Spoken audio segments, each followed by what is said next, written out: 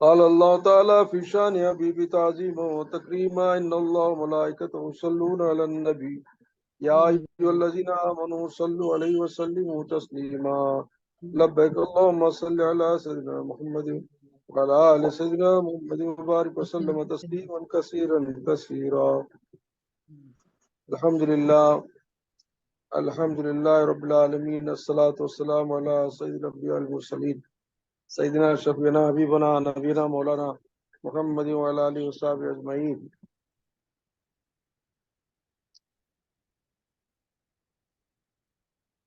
رب اشرح لي صدری ویسر لي امری واحلل عقدۃ من لسانی یفقہوا قولی.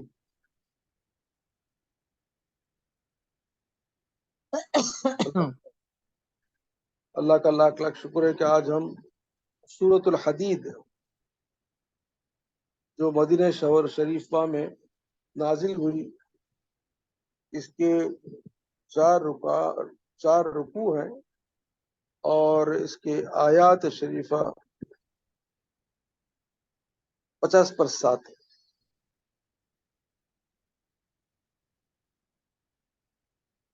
آیات یا 29 آیات کو 29 یہ آپ کو سورۃ الحدید کی ایسی صورت مبارکہ ہے جس میں اللہ کی شان حکیمی اور شان کبریائی کا ذکر ہے. بڑا جاندار اس کا میسج ہے. تو آج کی پہلی نشست میں پہلے ہی ایک آیت میں اس کی باتیں میں رکھتا ہوں انشاءاللہ. سبح للہ،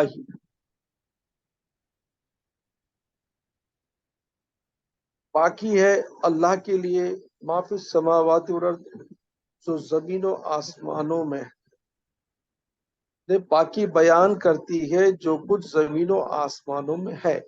اس کی اللہ کی.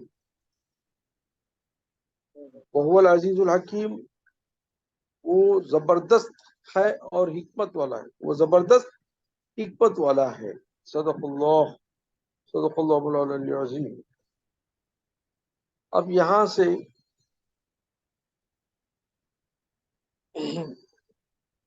تسبیح اللہ کی بیان کرنا سارے زمین اور آسمان میں جو مخلوقات ہیں جن کی قنت سوائے اللہ کے رسول کے کسی کو نہیں پتا. اب زمین و آسمانی کی مخلوقات میں جاندار بھی ہیں ہمارے نزدیک، بے جان بھی ہیں. جاندار میں کیا ہے؟ جو بھی زمین میں چلتے پھرتے ہیں، انسان ہیں، جنات ہیں، جانور ہیں، اور دریا میں جو کچھ بھی جاندار مخلوقات ہے ان کو ہم جاندار سمجھتے ہیں. جو پتھر ہے، پہاڑ ہے، اور جو زمین کی ذرات ہے ان کو ہم مردہ سمجھتے ہیں، حالانکہ وہ تو زمین اور آسمانوں میں جو کچھ بھی ہے، چاہے وہ تمہارے نزدیک جاندار ہو یا بے جان ہو، عقل ہو، ذی عقل ہو یا بے عقل ہو، مطلب چند ایسے جانور ہیں جن کو عقل نہیں ہے، یا ہم جیسے پتھر سمجھتے ہیں جن کو عقل نہیں ہے، یا پہاڑ سمجھتے ہیں جن کو ہم عقل نہیں ہے، وہ بھی. اور ذی عقول جیسے جاندار انسان ہیں، جنات ہیں، اور جو جانور وغیرہ ہیں ان کو بھی تھوڑی بہت عقل اللہ نے دیا ہے. وہ اپنی غذا تلاش کرتے ہیں اپنی نشو و نما کے لیے اور اپنے پروگرس کے لیے یا اپنے ریپروڈکشن کے لیے. ان کو ساری چیز عقل دی گئی اللہ تعالیٰ نے. پرندے ہیں، چرندے ہیں، جانور ہیں. اب یہاں تسبیح بیان کرنے میں اللہ کی مصلیت یہ ہے کہ پروردگار عالم کی مخلوقات چاہے زمین میں ہو، آسمانوں میں ہو، فرشتے ہیں اور روحانی مخلوقات ہیں، روحانی کیفیات میں رہنے والی چند مخلوقات بھی ہیں. چاند ہیں، سورج ہے، ستارے ہیں، سٹارز ہیں، پلانٹس ہیں اور ایسے ایسے پلانٹس ہیں جو ہماری عقل سے دور یا ہم نے اس کو بھی ریسرچ نہیں کیا، ویسے بھی ایسے ایسے پلانٹس سائنٹسٹ بتا رہے ہیں، ایسٹروناٹس بتا رہے ہیں. تو اس میں کیا مخلوق ہے، اس میں کیا ہے، اللہ بہتر جانے، اللہ کے رسول بہتر جانے. تو جو کچھ بھی ہم زمین پر دیکھتے ہیں یہی عالم نہیں ہے، یہ ایک عالم ہے، یہ زمین ایک عالم کا ایک حصہ ہے. یونیورس جس کو ہم عالمین سے حساب لیتے ہیں، قرآن میں الحمدللہ رب العالمین، تعریف ہے رب العالمین کی جو سارے عالموں کا. ایک عالم تو ہماری زمین کا عالم رکھ لو، ایسے 70,000 80,000 اللہ پہ جانے کتنے اور عالم موجود ہیں. تو سارے عالموں میں جو بھی مخلوق ہے وہ بھی اللہ کی تسبیح میں، اللہ کی تحلیل میں مشغول ہے. اب تسبیح کے مطلب یہ ہے کہ اللہ کی پاکی بیان کرنا، یعنی اللہ کی ربوبیت کو، اللہ کی خالق ہونے کو اور اللہ کی نعمتوں کو حاصل کرنے کو جو اعتراف کرتے ہیں، جو مانتے ہیں اور جو اکنالج کرتے ہیں، اس سے تسبیح دی گئی ہے. بندہ انسان ہے جو دن رات اللہ کی نعمتوں سے سرفراز ہو رہا ہے. اس کی سانس سے لے کر، کھانے پینے سے لے کر، اٹھنے بیٹھنے سے لے کر، اور اس کی ضروریات زندگی، ترقیات زندگی، جتنے بھی وہ دنیا میں علوم حاصل کرتا ہے یا ترقیات کرتا ہے، چاہے مال میں، چاہے دولت میں ہو، چاہے علم میں ہو، چاہے بیپار میں ہو، چاہے بزنس میں ہو، چاہے کام کاج میں ہو، جو بھی اس کو ترقی وغیرہ ملتے ہیں یہ اللہ کی نعمت ہے، اللہ کی دین ہے. تو ہر چیز میں اللہ کی نعمت شامل ہونے والے انسان کو ریئلائز نہیں کرتا کہ یہ بھی حاصل ہوئی مجھے اپنی طرف سے نہیں، اپنے مالک کی طرف سے، جس نے مجھے پیدا کیا اور ان ساری چیزوں کو میرے لیے پیدا کر کے میرے لیے استعمال کے لیے دیا ہے. یہ ریئلائزیشن ہے جس کو بندہ اکنالج کرتا ہے ایک ورڈ میں، الحمدللہ. تو سرکار دو عالم صلی اللہ علیہ وسلم کی حدیث ہے کہ 4 کلمات افضل الکلام ہے، بہترین کلام، افضل ترین کلام اللہ کے نزدیک 4 ہے: سبحان اللہ، الحمدللہ، لا الہ الا اللہ، اللہ اکبر. نوٹ کر لو، نوٹ کرو. الحمدللہ، سبحان اللہ، الحمدللہ، لا الہ الا اللہ، اللہ اکبر. اب یہ چاروں کلمات کون سے کلمے میں آتے ہیں؟ ہم نام چوتھے کلمے میں آتے ہیں: سبحان اللہ والحمد للہ ولا الہ الا اللہ واللہ اکبر. معلوم ہوا کہ چوتھے کلمے میں یہ چاروں افضل الکلام آتے ہیں. اس واسطے چوتھا کلمہ بڑا پیارا کلمہ ہے، جس کو اگر کوئی پڑھتا رہے تو اسے ساری برکتیں، رحمتیں، اللہ کی نعمتیں حاصل ہوتی رہتی ہیں، اور اس کو نیکیوں میں ڈھیر ساری نیکیاں اس کے اکاؤنٹ میں جمع ہوتے ہیں. اور یاد رکھو کہ حج کے دوران میں ہو، عمرے کے دوران میں ہو، طواف کعبہ کے اطراف جب کرتے ہیں کعبۃ اللہ شریف کے، تو ہمارے لیے سجیشن کیا دیا حضور صلی اللہ علیہ وسلم نے کہ تم کو 4 کلمہ پڑھا کرو، کیونکہ اس میں سارے افضل کلام آ گئے. اللہ کی تسبیح آ گئی، اللہ کی پاکی بیان ہو گئی، اللہ کی بڑائی بیان ہو گئی، اور اللہ کی ایکتائیت، لا الہ الا اللہ کا یہ بھی نام آ گیا، اور اللہ کی بڑائی، اللہ اکبر آ گیا.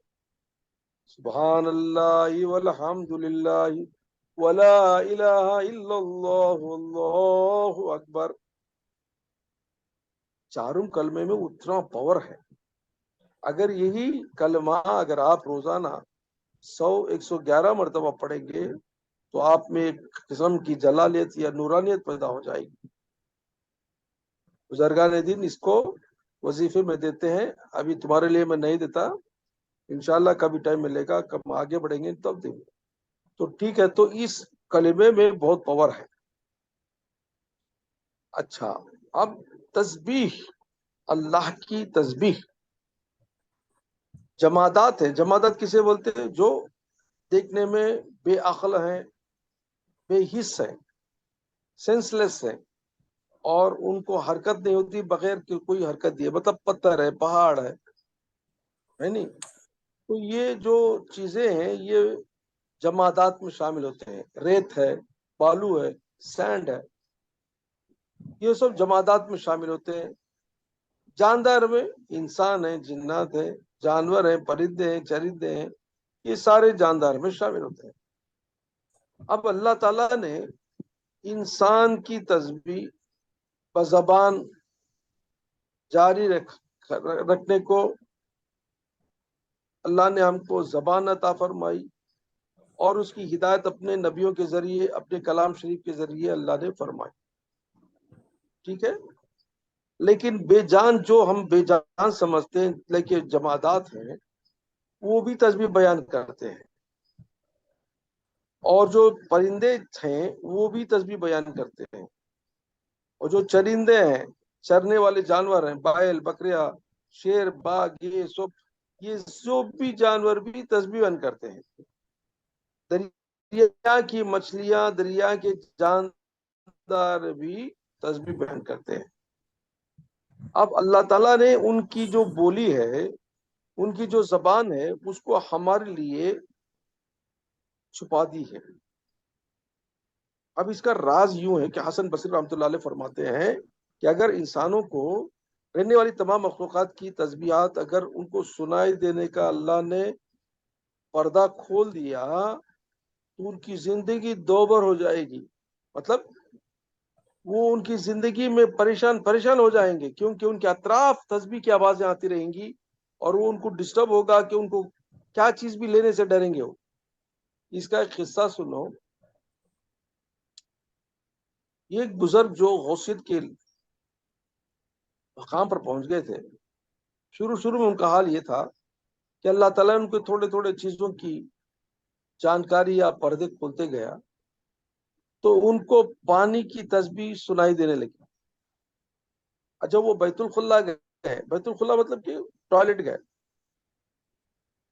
تو جب بیت الخلا جانے کے بعد پانی کھولا، نل کھولا، تو پانی کے نل سے قطروں سے آواز آنا شروع ہو گئی، تسبیح.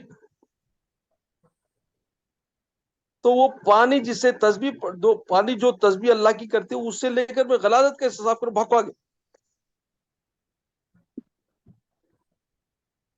تو بعد میں آ کے اللہ سے توبہ کرے، پروردگار تو اللہ، میرے پروردگار میری حالت بری ہو جائے گی اگر وہ تسبیح میری لیے کھول دیا. تو اللہ تعالیٰ نے کی دعا کی بدولت اس کو بند کر دیا. میں ایک آدمی کو جانتا بھی ہوں جن کو شروعات میں اللہ نے کھانوں میں بہت ساری چیزوں کی آوازوں کی تسبیح سنائی دینے لگی، اور وہ آدمی پریشان ہو گیا. تو اللہ تعالیٰ سے دعا کیا، پروردگار ایسا رہا تو میں دیوانہ ہو جاؤں گا، کیونکہ ہر جگہ خدا کی تسبیح بیان ہو رہی ہے تو انسان پریشان ہو جاتا ہے. ہر چیز میں اسے تسبیح سنائی دینے لگی تو پریشان ہو جاتا ہے. تو اللہ تعالیٰ نے اس بندے پر رحم فرمایا اور اس کو ختم کر دیا. تو بتانا مقصد یہ ہے کہ اللہ کی تسبیح بیان کرتی رہتی ہے ہر مخلوق. اب چرندے جو چر ان کی آوازیں، کوئل کی آواز ہو، کوے کی آواز ہو، طوطی کی آواز ہو، تم دیکھیں گے صبح وہ چرچراتے رہتے ہیں، اللہ کی تسبیح بیان کرتے ہیں. اور جب بھی معصوم خاموش بیٹھتے ہیں وہ بھی اللہ کی تسبیح میں ہوتے ہیں. اسی طرح جو جھاڑ ہیں جن کے پتے ہرے ہیں، یہ ہمیشہ اللہ کی تسبیح میں رہتے ہیں. جس جھاڑ کے پتے کو سکھاوٹ آ جاتی ہے، سوکھا پن آ جاتا ہے، اس کو جھاڑ بھی جو ماں ہے، تو ماں سمجھو جھاڑ کو، اپنے پتوں کو جو اپنے بچے سمجھتی ہے، اس کو پالتی ہے، جڑوں سے پانی نکال کر ان تک پہنچا کر پتوں کو پالتی ہے، اور اس میں پھل پیدا کر کے، پھول پیدا کر کے، اس کے پھول پیدا کر کے، پھل پیدا کر کے اللہ کے حکم سے بندوں کے لیے پھل دیتی ہے۔ کب تک؟ جب تک کہ وہ اللہ کی تسبیح بیان کرتے رہتے ہیں پتے۔ جب پتے جیسے ہی وہ سوکھ جاتے ہیں تو ماں خود اس پتوں کو ڈھکیل دیتی ہے، ہوا اس کو نکال دیتی ہے، تو جو پتا سوکھ جاتا ہے سمجھ جاؤ اس کی موت ہے، جو پتا ہرا ہے اس کو زندہ سمجھو۔ اس وجہ سے بزرگان دین فرماتے ہیں کسی بھی جھاڑ سے ہرے پتے مت کاٹو، اگر تم کو ضرورت ہے تو استعمال کر سکتے ہو، اس کی اجازت ہے۔ مطلب کہ ہم ہرے پان کھاتے ہیں اور ہری بھاجی کھاتے ہیں یا ہری بھری ترکاریاں کھاتے ہیں، حالانکہ وہ تسبیح میں ہے، لیکن تمہارے لیے اللہ نے اس کو جائز قرار دیا، بیکاز اس کو اللہ نے تمہارے لیے پیدا کیا ہے۔ سمجھے؟ انشاءاللہ اگر موقع ملے تو میں تم لوگوں کو بہت ساری چیزیں سکھاؤں گا، اس میں معلوم ہوگا تمہارے کو کہ ہر ایک جاندار کے ساتھ ملائکہ موجود ہے۔ یہ بڑا ڈسکشن ہے جس کو میں یہاں تک چھوڑتا ہوں، زیادہ ڈیٹیل نہیں بولوں گا، سیکرٹ ہے۔ پتوں کے ساتھ ہو، جھاڑوں کے ساتھ ہو، چریندوں کے ساتھ ہو،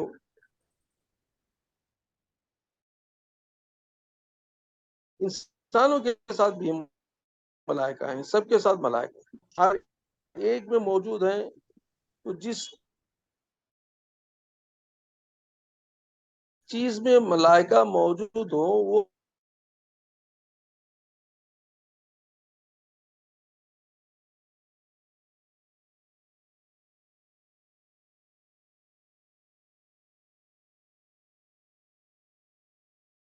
پڑتی ہے کہ اللہ تعالیٰ نے ہر مخلوق کو، خلق کو اس کی تسبیح بیان کرتے ہوئے پیدا کیا ہے۔ اب اس کا بیسک جو ریکوائرمنٹ ہے وہ تسبیحات للہ، تسبیحات اللہ کے لیے ہے۔ تو جو زمین اور آسمانوں میں تسبیحات بیان کرنے والی مخلوق ہے ان کے لیے تسبیحات میں بزبان بھی ہو سکتی ہے، بقلب بھی ہو سکتی ہے، بحال بھی ہو سکتی ہے۔ حال سے بھی وہ کرتے ہیں۔ اس وجہ سے جو انسان ہے، جو جنات ہیں، اللہ نے ان کے لیے یہ پروویژن دیا ہے کہ ان کے کام اگر قدرت کے بتائے ہوئے احکام کے مطابق ہو وہ بھی تسبیح میں شامل ہو جاتے ہیں۔ مطلب شریعت کے مطابق کوئی بندہ اپنے بیوی بچوں کو پالنے میں مصروف ہے، بیپار کرتا ہے، تجارت کرتا ہے، کام دھندے کرتا ہے، اور اس کی نیت صرف اللہ کی شریعت کی پابندی، نان و نقفہ میرے بیوی بچوں کے لیے اللہ کا حکم ہے، اس نیت سے حق کے لیے کام کر رہا ہے، اور اس کا جو روزی کا ذریعہ ہے وہ پاک ترین ہے، حق کا راستے سے کر رہا ہے، تو سمجھ جا کہ وہ بھی تسبیح میں ہے۔ یہ زبان خال نہیں، زبان حال ہے، مطلب بزبان عمل ہے تسبیح ہوتی ہے۔ بزبان خال کیا ہے؟ اللہ کی تسبیح جس کو ہم ذکر کرتے ہیں، پڑھتے ہیں قرآن شریف یا اللہ کا ذکر زبانی کرتے ہیں، یہ بزبان خال ہے۔ اب زبان حال کیا ہے؟ بندہ چپ ہے، بندہ چپ ہے لیکن اللہ کی یاد سے اس کا دل غافل نہیں ہے، اس کا خیال اللہ کی طرف لگا ہوا، اس کا دھیان اس کے رب کی طرف ہے، اس کی زندگی اٹھنا بیٹھنا شریعت کے مطابق ہے، تو یہ بزبان حال ہے۔ تو بزبان حال، بزبان فعل یا عمل، بزبان خال، تسبیحات یہ تینوں چیزوں میں ہے۔ اس وجہ سے بندے اگر مومن مسلمان ہیں تو ان کا اٹھنا بیٹھنا شریعت کے مطابق ہو تو وہ بھی تسبیحات میں شامل ہے۔ ہاں، ان چیزوں کے دوران میں شیطان غفلت دے کر بندوں کو اللہ کی دھیان سے، اللہ کی یاد سے غافل کرتا ہے۔ یہ نفس اور شیطان یہ دونوں رب کی طرف سے غفلت دلانے والے ہیں، یہ ہمارے لیے دشمن ہے. اس وجہ سے سرکار دو عالم صلی اللہ علیہ وسلم نے فرمایا کہ تم ہمیشہ سے پڑھا کرو، کیا؟ استغفار پڑھا کرو روزانہ صبح اور شام. اعوذ باللہ من الشیطان الرجیم 10 مرتبہ، اور لا حول ولا قوت الا باللہ العلی العظیم 10 مرتبہ. فجر کے بعد پڑھو، عصر کے بعد پڑھو، یا سوتے وقت پڑھو. تو تم شیطان کے پھندے سے، شیطان کے وسوسوں سے، نفس کے شر سے حفاظت کرو. سرکار دو عالم صلی اللہ علیہ وسلم کی حدیث سے ثابت ہے کہ حضور صلی اللہ علیہ وسلم ہمیشہ دعا کرتے تھے، اعوذ باللہ من نفسی ومن شر نفسی ومن شر الشیطان الرجیم ومن شر شرکہ. یعنی یا اللہ میں تیرے سے پناہ مانگتا ہوں، تجھ سے پناہ مانگتا ہوں رب العالمین نفس کے شر سے. پہلے اپنے نفس کو پہلے درجہ دیا، کیونکہ نفس ہی ایک ایسی چیز ہے جو انسان کو دنیا میں شہوت میں اور برے کاموں میں لگا دیتی ہے اور اللہ سے غافل کرتی ہے. شیطان تو اس کا کام ہی ہے کہ ہم کو جہنم کی طرف لے جانا ہے. اور شرک، اللہ کا شرک سب سے بڑا عظیم گناہ ہے جس کو اللہ کبھی نہیں معاف کرے گا. ان تینوں چیزوں سے حضور صلی اللہ علیہ وسلم ہمیشہ پناہ مانگتے تھے، اور ہم کو بھی تاکید فرمایا کہ تم روزانہ پڑھا کرو اعوذ باللہ من شر نفسی ومن شر الشیطان الرجیم ومن شر کی شرک. یہ یاد رکھو. میں امید کرتا ہوں کہ تم لوگ نوٹس بک لکھ لیتے رہیں گے، یا نوٹس لکھتے رہیں گے. پتہ نہیں کہ کون سی محفل میں میری زبان سے کیا نکلتا ہے، مجھے خود نہیں معلوم کیا کیا نکلتا ہے، کیسے نکالتا ہے، رب جاننا ہے.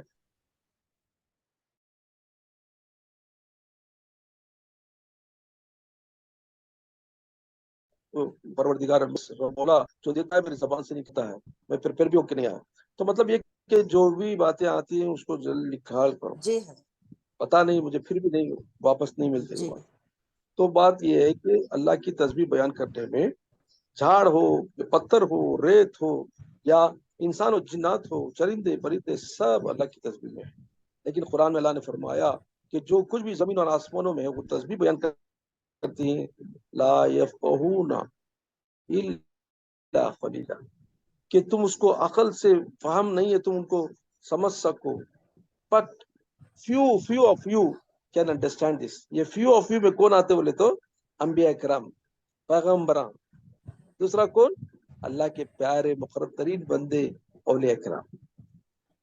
اولیاء کرام کو اللہ تعالیٰ ان کے پردے کھول دیتا ہے سماعت کے، اور اللہ تعالیٰ ان کے لیے پورے مخلوقات کی تسبیح سنائی دیتی ہے.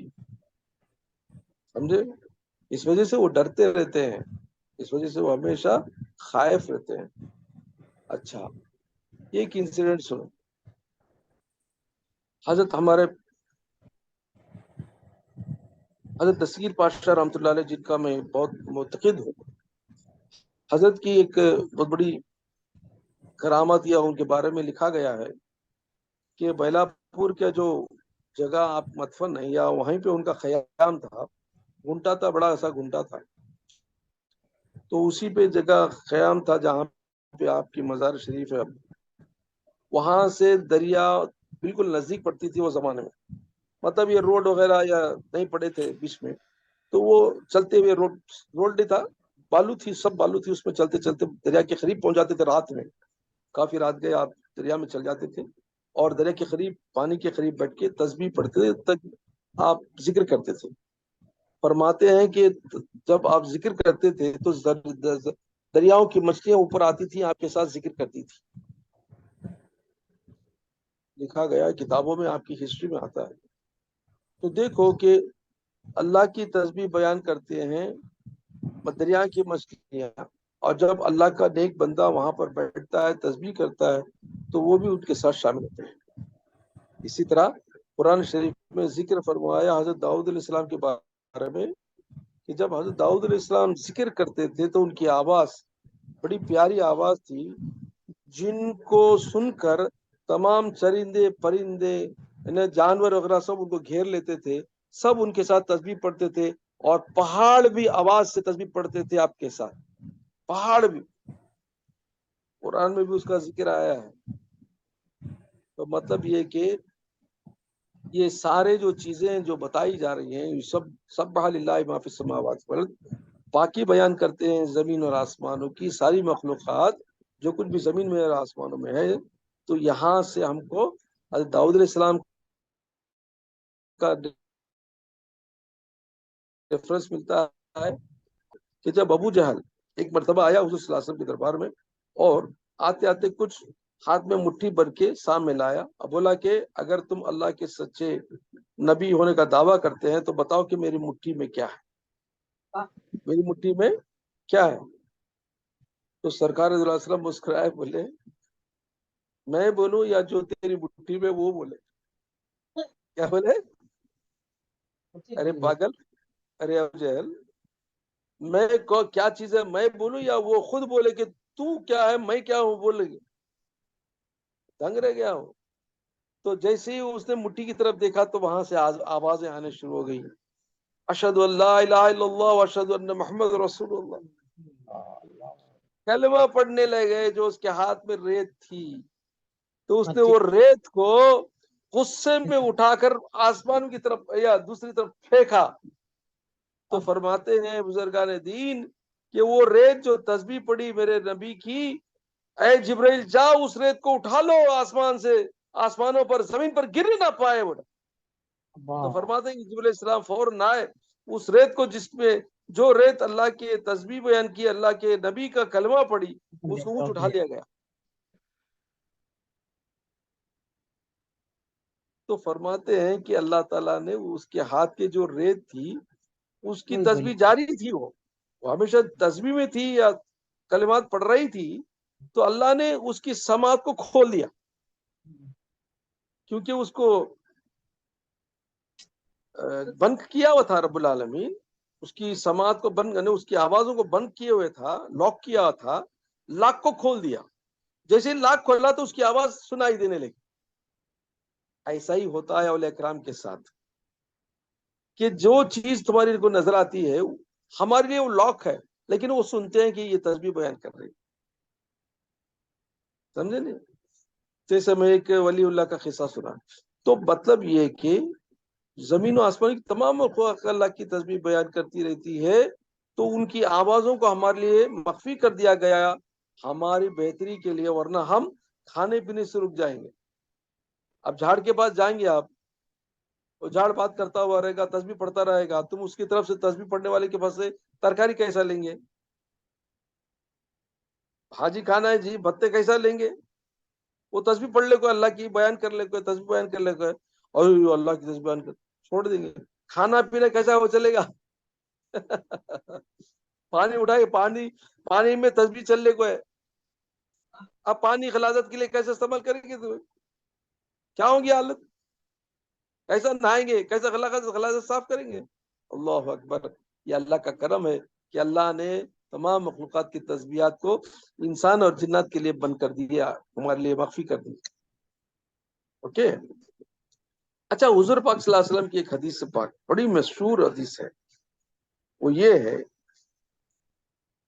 کہ اللہ تعالی کی طرف سے جو عذاب خبر میں ہوتا ہے، حضور صلی اللہ علیہ وسلم نے فرمایا خبر کے عذاب کو سوائے جنات اور انسان کے تمام مخلوقات سنتی ہے. اب بولو، اب تمام مخلوقات سنتی ہے مطلب کیا؟ وہ ان کی سماعت کو کھول دیا گیا ہے. ہم کبھی اور خبروں پر سے جاتے ہیں، سنتے نہیں. ہاں، میں اللہ کے فضل سے ایک بندے کو جانتا ہوں جو خبروں کی آوازیں بھی سنتے ہیں، قرآن کی تلاوت سنتے ہیں. کوئی نیک بندہ ہے تو اس کی حالت کو دیکھ، یہ الگ بات ہے، یہ اللہ کے نیک بندوں کی حالت. تو مطلب یہ ہے کہ اللہ تعالیٰ چند بندوں کو اس کی راز کو کھول دیتا ہے، لاک کو کھول دیتا ہے، لیکن وہ جاری ہے. ہماری عقل، ہمارے فہم، ہماری عقل اس کے لائق نہیں کہ اس کو سمجھ سکے یا اس کو سن سکے، کیونکہ ہمارے کانوں میں، ہمارے ذہنوں میں، ہماری عقول پر، ہمارے عقلوں پر پردہ پڑا ہوا. یہ کیا پردہ ہے؟ پردہ ہے دنیا کی لالچ کا، دنیا کی محبت کا، عیش و عشرت کا، اور دنیا کی طرف اٹریکشن کا. تو یہ ساری چیزوں سے کیا ہوا؟ اس پر ایک پردہ سا پڑ گیا ہے، دھول سی جم گئی ہے. اب ایک آئینہ ہے، آئینے کے اوپر پورا دھول جمی ہوئی تو تمہاری صورت کیسے دکھیں گی؟ نہیں دکھتی. حالانکہ صورت تمہارے سامنے کھڑے ہوئے ہیں، تمہاری سامنے پریزنس ہے. آئینے کا کام ہے دکھانا، لیکن کیونکہ آئینے پر دھول سی جم گئی ہے، ابھی تھک دھول جمی ہوئی ہے، اس کو صاف کرنا چاہیے. وہ صاف کرنا ہی کا نام ہے ذکر. اللہ کی تسبیح ذکر کرنے سے دلوں کی صفائی ہوتی ہے. اس وجہ سے اولیاء کرام اور پیران پیر اور پیران پیر کے جو فالوورز ہیں